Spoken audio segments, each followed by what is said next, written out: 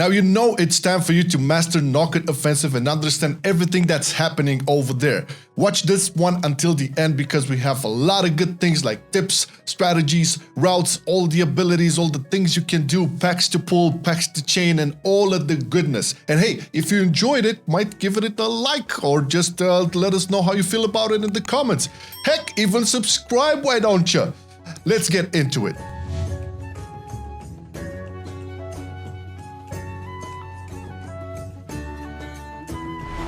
Now for the Nokhud Offensive dungeon, you will need dragon riding. You can make use of the winds that are scattered throughout the dungeon to push you up into the air and help you to get to the area you want to clear next. And make sure you don't fly away from the healer in Grievous Weeks, like I do. Our route of choice for this dungeon is this. You can find a link to it in the description below. The percentage on the Keystone Guru doesn't seem to be updated yet, so don't worry if it looks like you won't get 100% enemy forces. It's there. Also, you can clear whatever trash you find to be easier for you, but we do recommend getting it in the third boss area, Maruk and Tira, and definitely not in the last boss area. You can pick whichever order you like for the first 3 bosses, and in bugs, especially in tyrannical weeks, we recommend that you start with the Raging Tempest, the elemental boss, as it is the most difficult at the moment and that's the wall you'll have to pass.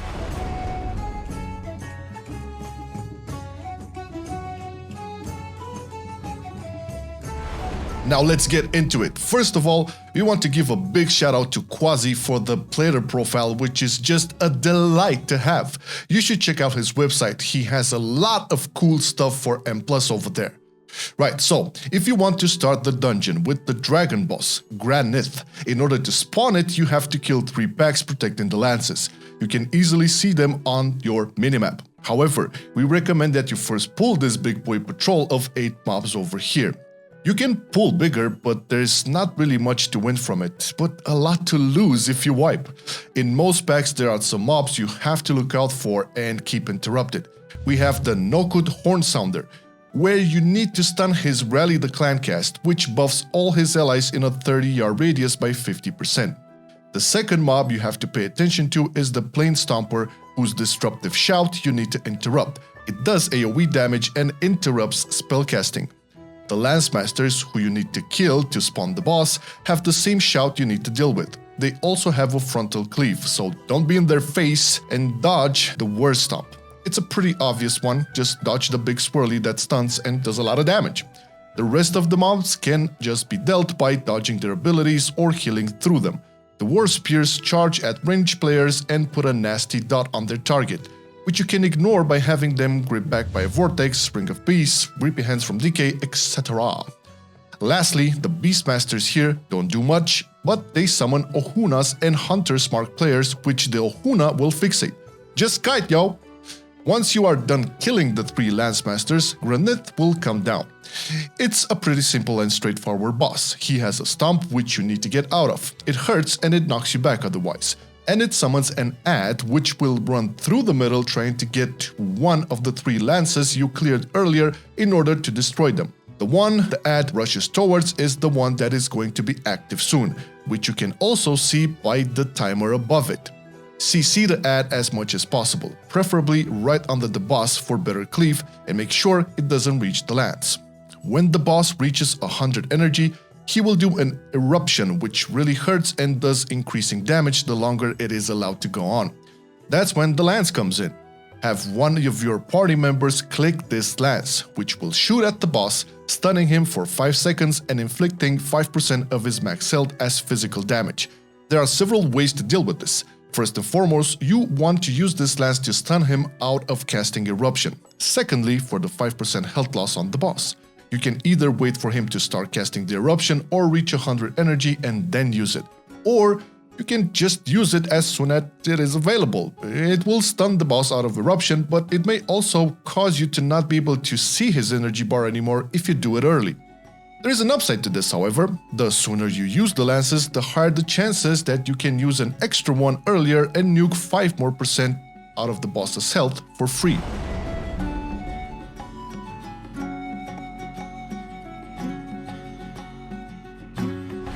In the elemental area, you'll have to clear the 4 trash packs with the totems in order to make the boss attackable. The totems are important as they give a stacking buff to the rest of the mobs with their surge of power. The named Stormcaller mobs need to have their storm bolts interrupted, and they have a totemic overload which does AoE damage and spawns these lightning orbs from the totem. Make sure to gather these for a stackable extra damage and healing buff. The Primal Gusts are a simple patrol which you can simply mass dispel the shield off, or purge, or spell seal, or blow ilvl, you know the deal, and easily cleave them down. The Primalist Storm Speakers do Tempest, summoning a storm above them which does damage and places a stacking debuff on players for additional damage. This is however dispellable. They also do Storm Bolts and summon Unstable Squalls. The Unstable Squalls splash damage when they die, so make sure you are topped up before they do, or just kill the Primalist Stormkeeper that summoned it, and it will simply despawn without harming you or your party. The Thunder Beast patrol in this area can be quite difficult in fortified weeks, and you may want to move out even as a melee if you get a chain lightning cast on you. Just make sure to be 10 yards away from everyone. Their Thunderclap also does a large amount of damage all around and stuns, so move out! The Storm Shield mobs don't do too much, but they have a 25% shield, which if left unbroken for 12 seconds, it will do AoE damage to your party. Make sure you pull this pack before pulling the boss, as the chances are very high that it will get pulled in the boss fight otherwise, especially in a pug. Once you kill all 4 totem packs, the Raging Tempest will spawn. Well, this is a bit of a toughie, and it requires your party to be well organized, especially in tyrannical or grievous weeks. First off, don't be under the boss, it does constant damage. Secondly, he will do an energy surge, which will give him a buff that increases his speed and inflicts a nature damage. If you have a warrior, he can spell reflect it. Otherwise, you should purge this. The boss will also spawn orbs all around, which, like the previous orbs we discussed, give a stacking damage and healing buff and deal a small amount of damage when collected. The entire party needs to help collect all of these and not let them reach the boss, as they will cause the release of a surge of power which will do AoE damage and increase his damage done by 5% per stack for 1 minute. For the orbs you didn't manage to soak, you can clear them with the help of Lightning Strike, a large AoE circle which will deal damage to everyone in it and destroy the orbs.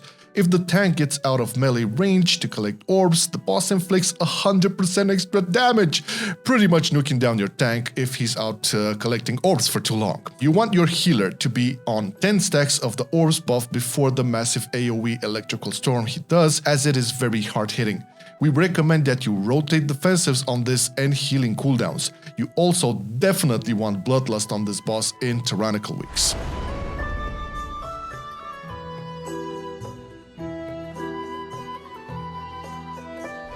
Now, the undead area is where you want to kill most of your trash in this dungeon. The packs are pretty straightforward and can be either pulled as bigger packs and cleaved down, or chained together. Just like with the 2 previous areas, you will need to kill some specific mobs in order to get the boss to spawn, and this time they are called Soul Harvesters and they are named mobs. On the first pack here, be careful with the patrolling Ohunas, as they are pulled into your pack more often than not when they fly above it. The Ohunas have a Rotten Wind frontal attack which inflicts damage and reduces healing taken. The cone is bigger than the visual, so make sure you exaggerate the dodging a bit. It's best if you pull the packs down the hill, as the stones here line of sight and your ranged DPS are gonna start crying. The Soul Harvesters have 3 abilities.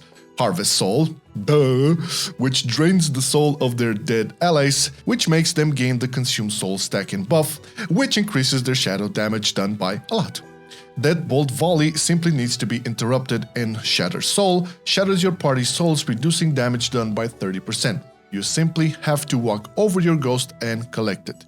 Dead Speakers do a Chant of the Dead spell, a swirly which deals damage to players in 10 yards, buffs their undead allies by 20% and reduces their damage taken by 20% for 20 seconds, so try to stun it or soothe the enrage. Beast Callers have a Desecrating Roar which summons more ads, so just interrupt this, and they also do a heavy slash on your tank. Corruptors use Necrotic Eruption which deals damage to players who stand in the bad stuff. Don't soak the orbs this time, and interrupt the Deadbolts. As for Mystics, they have a spell that increases the haste of their allies and not much else. The Risen Warriors though have a mortal strike you have to look after, especially if you have a couple of these mobs in your pool. They will deal damage to your tank and reduce their healing taken by 30% for 3 seconds. Once all the named mobs are down, one of the players in your party should go over the boss spawning area and activate the roleplay while the rest of your party continue clearing trash packs. The bosses are Maruk and Tira, and they are linked in everything they do. They share health, and every time they are further than 10 yards from each other, they get a stacking buff every second, which increases their damage done by 10% per stack. Maruk does an AoE fear which you need to get out of, while Tira spirit leaps away and quick shots random players. Your tank needs to bring Maruk next to her as soon as possible to get rid of the stacking damage buff. Maruk also does Brutalize, a massive attack on your tank, especially if he has a lot of stacks. At 100 energy, Tira does Gale Arrow, dealing damage and spawning 4 tornadoes drifting away from each player in the party, which, if touched, will deal more damage and knock you back. You can either spread and dodge, or you can stack tightly and have all the tornadoes go out in a circle away from all of you. What we prefer to do is to make a ranged and a melee camp for this. Make sure you move soon after, as the tornadoes will also make their way back where they spawn from not long after. Tira will also repel players, pushing them back for 4 seconds, which generally happens at around the same time Maruk reaches 100 energy and does Earth Splitter, spawning swirlies which do large amounts of damage to players within 4 yards of them.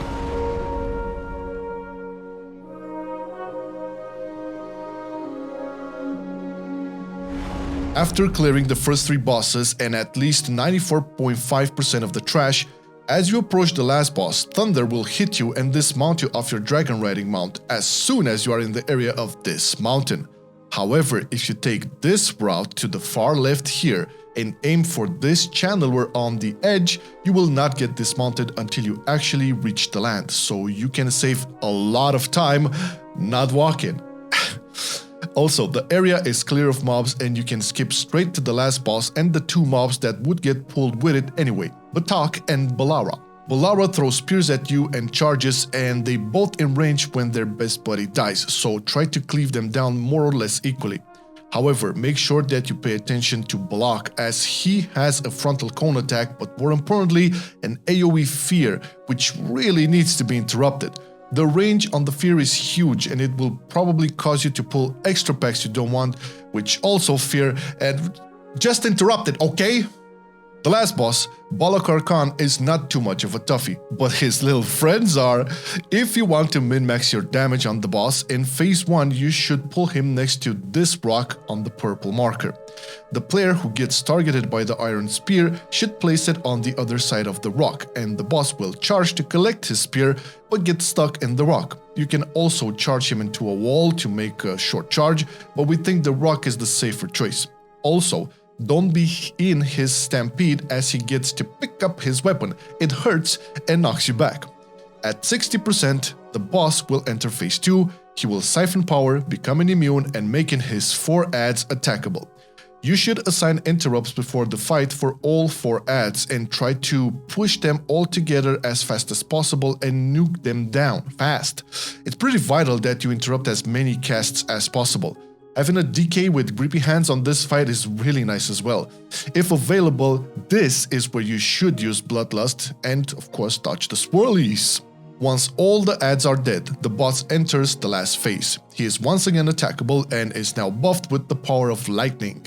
He does a conductive strike on your tank, which will inflict nature damage and leave a dot. But more importantly, this will increase your tank's damage taken from Thunder Strike, the next attack, by 500%. So make sure you insta-dispel this buff, okay? Or, you know, just run with a warrior who can just spell reflect it. They will be able to reflect every second debuff, unless you send the boss on a long run to grab his spear, in which case your tank may be able to reflect every single strike. The spears he now throws are static spears, which on top of the damage, they will also pull all players into the spear. So make sure you run out of it quickly and don't place it somewhere that would make escape difficult. And of course, dodge the charge. The last mechanic you should look out for is Crackling Upheaval, which places a pool on the floor that you need to get out of, and dodge the frontals, obviously. You made it through here? Congrats! Now you're a master of the Nokhud offensive. If this helped you in any way, let me know in the comments. If you have any other tips or strategies or whatever, still in the comments. And let me know if you enjoyed this. Maybe we can make a series out of this. Who knows? You know, every dungeon, you know, with strategies, routes, plans, tips, and all of that. It would be really good feedback from you guys if you kind of enjoyed this format. Once again, thank you to Patrons for supporting the content. We love you guys. Thank you to everybody that watched this. If you want to become a Patreon, check the link in the description. There's a lot of goodies over there awaiting you. Thank you for watching. Have a good one. Peace. I've been loving it then, I still love it now. Still, I play WoW. Still, I play WoW. Getting better every day, let me show you how. Cause still, I play WoW. Still, I play WoW. It's getting harder to stay, but at the end of the day, it's a guilty pleasure, so just log in and play. Whether it's classical retail, I'ma do a /bow. Still, I play WoW.